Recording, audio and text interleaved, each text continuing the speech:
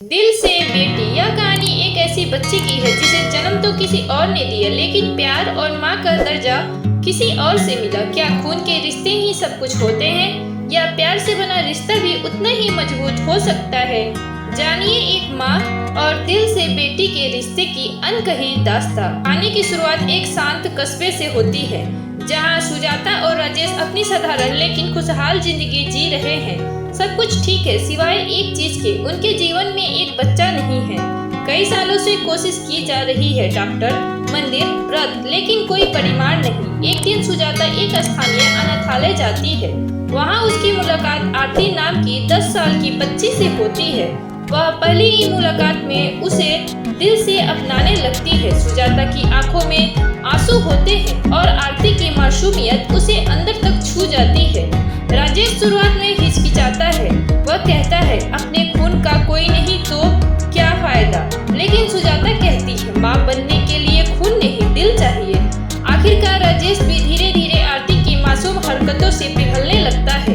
जब आरती को घर लाया जाता है तो दया काकी और अन्य लोग सुजाता के इस फैसले का विरोध करते हैं। बातें उठती है कि क्यों किसी और की औलाद पाल रही है, लेकिन सुजाता कहती है वो अब मेरी बेटी है, दिल से बेटी। आरती और सुजाता के बीच गहरा रिश्ता बनता है।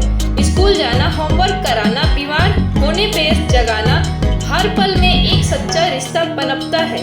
आरती भी धीरे धीरे माँ कहने लगती है, जो सुजाता के लिए सबसे बड़ा इनाम होता है। एक दिन एक महिला अनाथालय पहुँचती है। वो है आरती की सगी माँ संगीता। वह अब सुधर चुकी है और अपनी बेटी को वापस चाहती है।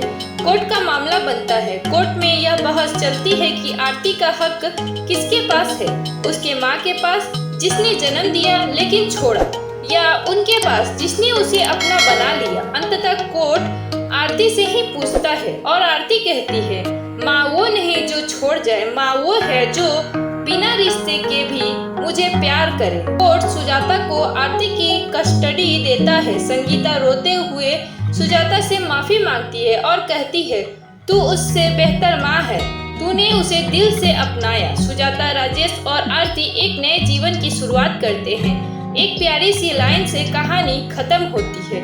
कभी कभी खून के रिश्ते भी उस प्यार से हार जाते हैं जो सिर्फ दिल से जुड़ता है।